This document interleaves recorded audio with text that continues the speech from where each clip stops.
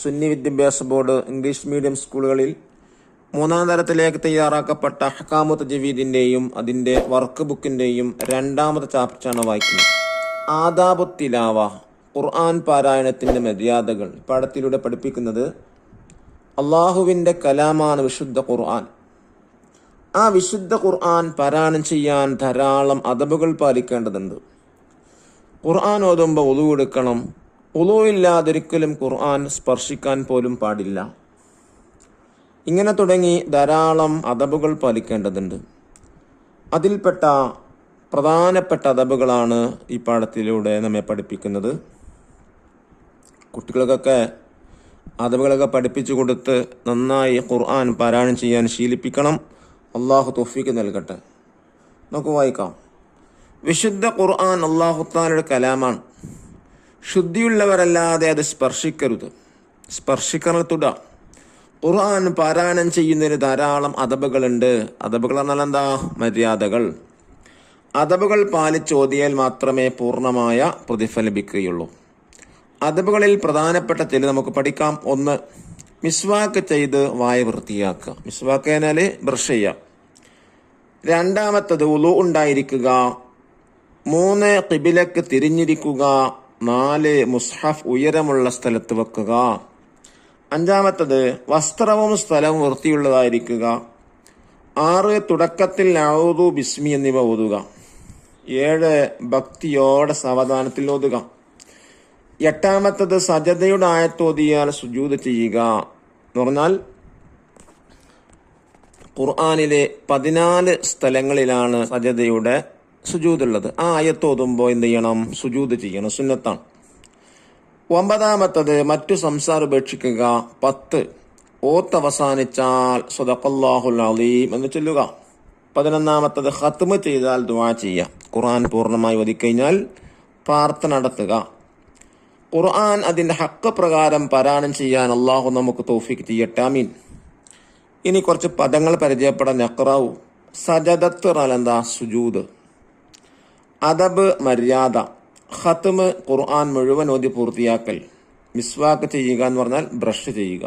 ദഫ്തർ തലബ് അഥവാ work book നോക്കി തെരിബാത്തുകൾ ചെയ്യുക. ഇൻഷാ അല്ലാഹ് അതിൻ്റെ കൂടെ തന്നെ തെരിബാത്തുകൾ ചെയ്യുന്നുണ്ട്.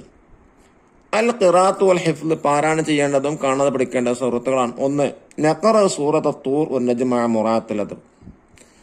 അദബ് പാലിച്ച് മര്യാദകൾ പാലിച്ച് തൂർ സൂറത്തും നജ്മ സൂറത്തും പാരായണം ചെയ്യാം.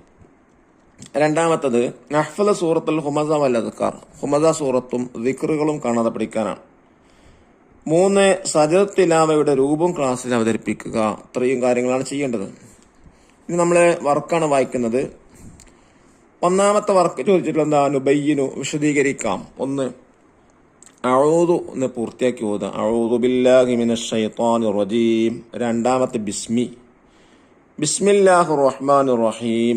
3ാമത്തത് ഖിബിലക്ക് തിരിഞ്ഞിരിക്കുക. ഇനി 2ാമത്തെ ആക്ടിവിറ്റി നോക്കുന്നു. ഇദു 5 അസ്ഇലത്തിൻ മാജിമത്തിഹ, 5 ചോദ്യോത്തരങ്ങൾ ഉണ്ടാക്കാനാണ്. 1ാമത്തെ ചോദ്യം, അള്ളാഹുവിൻ്റെ കലാമാണ് ഏത്? ഉത്തരം വിശുദ്ധ ഖുർആൻ. ചോദ്യം 2, ശുദ്ധിയില്ലാതെ ഖുർആൻ തൊടുന്നതിൻ്റെ വിധി? ഉത്തരം ഹറാം. 3ാമത്തെ ചോദ്യം, പൂർണ്ണമായി പ്രതിഫലം ലഭിക്കും എപ്പോൾ? അദബുകൾ പാലിച്ചോതിയാൽ. 4ാമത്തെ സുജൂദ് ചെയ്യണേ എപ്പോ? ഉത്തരം സജദയുടെ ആയത്തോതിയാൽ. ചോദ്യം 5, ഓത്ത് അവസാനിച്ചാൽ ചെയ്യേണ്ടതെന്ത്? സദഖല്ലാഹുൽ അലിയ്യുൽ അലീം. ഇനി 3ാമത്തെ ആക്ടിവിറ്റി നോക്കുന്നു. ഉജീബ്, ഉത്തരം എഴുതാം. 1ാമത്തെ ചോദ്യം, ഖുർആൻ പാരായണത്തിന്റെ പ്രധാന അദബുകൾ ഏതെല്ലാം? 1, മിസ്വാക്ക് ചെയ്ത് വായ വൃത്തിയാക്കുക.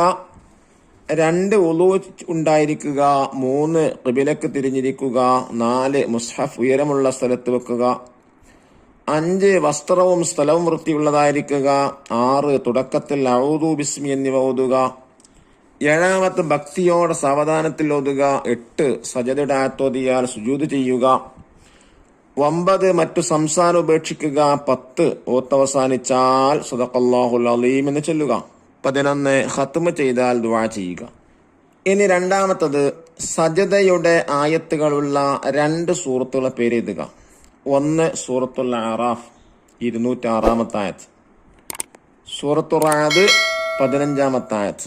ഖുർആനിന്റെ അദബുകൾ പാലിച്ച് ധാരാളം ഖുർആൻ പാരായണം ചെയ്യാൻ അള്ളാഹു നമുക്കെല്ലാവർക്കും തൗഫീഖ് നൽകട്ടെ. അസ്സലാമു അലൈക്കും വറഹ്മത്തുള്ളാഹി വബറകാതുഹു.